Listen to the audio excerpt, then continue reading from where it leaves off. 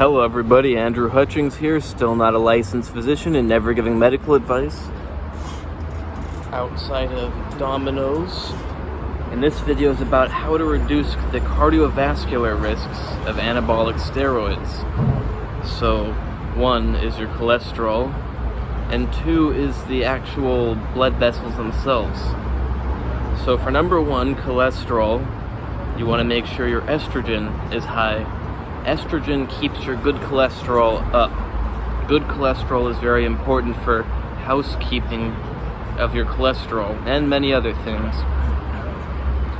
And that's pretty much the main thing. You could take certain medications that improve cholesterol, but without taking those medications, you just want to keep your estrogen high and probably stay away from stanozolol, because that has been shown to just destroy cholesterol.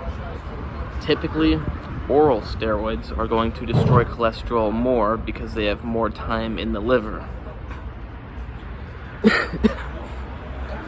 And the other part of your cardiovascular health is the blood vessels themselves.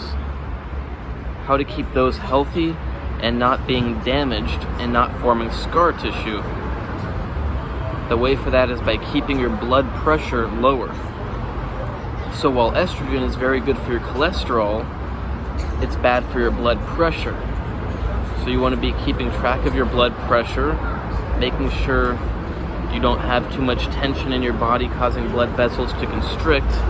Maybe take vasodilators if you need to, or diuretics if you need to, in moderation, but again, it's not medical advice. You have to monitor your blood pressure to know whether it's high or not. And then maybe dial down the estrogen a little bit if you're retaining too much water, but keep it high enough that your cholesterol will be high enough.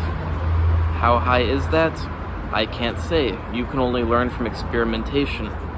So you want estrogen to be high enough for your cholesterol, but not too high that you retain so much water that your blood pressure is through the roof. Now, what if no matter what you do, you need enough estrogen for your cholesterol that causes too much water retention and high blood pressure? Like I said, you could take diuretics in moderation, and keep in mind if they make you lose certain electrolytes and replenish those if you do, because you don't want an electrolyte disbalance. Or safer, you could try vasodilators first that open up the blood vessels to give the blood more room.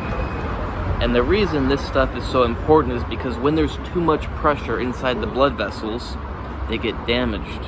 When they get damaged, they have to heal. And when they heal, they form scar tissue. Scar tissue is not as elastic as normal blood vessel tissue. So if in the future they're under a lot of strain from like high heart rate and high blood pressure, they could burst easier than they would if they had the original blood vessel tissue. It's not good. That could kill you. So what else is there? Obviously, keeping your stress under check can help the blood pressure. Magnesium can help a little bit to keep the vasal tone more relaxed, but it's not very strong. I mean, it works, but if you're on a lot of steroids, it's probably not going to be strong enough.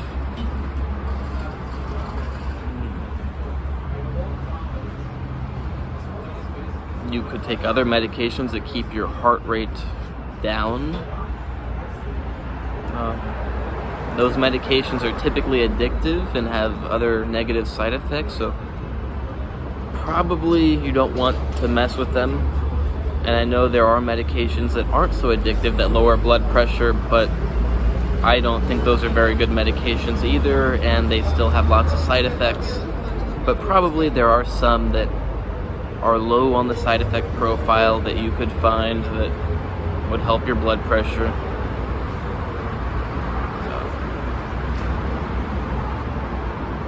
Another natural thing is garlic, but again, if you're on a lot of steroids, it's not that strong.